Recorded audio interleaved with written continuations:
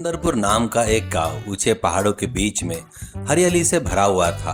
उस गांव की छोर पर एक प्राचीन आश्रम में एक महान स्वामी जी रहते।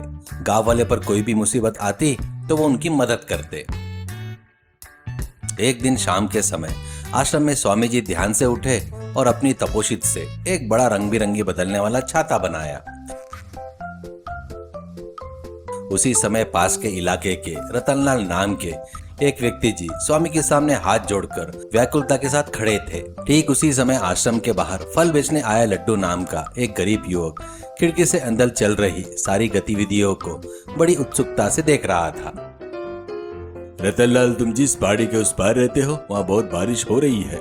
तालाब उफान में है और तुम्हारी सारी फसलें डूब रही है, जिससे तुम बहुत दुखी हो ना, है ना? मैं तुम्हारी इस परेशानी को समझता हूँ, इसलिए तुम्हारे लिए मैंने अपनी तपोशित से इस जादुई छाते को बनाया है। मैं जो कह रहा हूँ उसे ध्यान से सुनो। इस छाते को नीचे खड़े होकर जब तुम इसे ऊपर खोलोगे तो कुछ देर ही सही इस पर बारिश होगी। उसके बाद प्रकृति शक्तियाँ संतुलित हो जाएगी और जहाँ पर छाता खुला होगा वहाँ बारिश पूरी तरह से रुक जाएगी। तुम्हारे इलाके में बहुत ज्यादा बारिश हो रही है, इसलिए तुम्हें जितनी बारिश चाहिए उतना होने के बाद इस छाते को खोल देना। तब बारिश रुक जाएगी और तुम्हारी फसलें सुरक्षित हो जाएगी। लेकिन एक बात याद रखना, इसका दुरुपयोग बहुत खतरनाक साबित हो सकता है। जहाँ जरूरत हो वहाँ इसका इस्तेमाल करने से प्रकृति का संतुलन बिगड़ जाएगा। स्वामी जी, मैं आपकी आज्ञा का पालन करूंगा। हमें जितने पानी की आवश्यकता होगी उतना ही रखेंगे, बाकी समय इस छाते का उपयोग करेंगे। हमारे गांव की रक्षा के लिए आपका बहुत बहुत धन्यवाद स्वामी जी। यह कहकर उसने छाता लिया।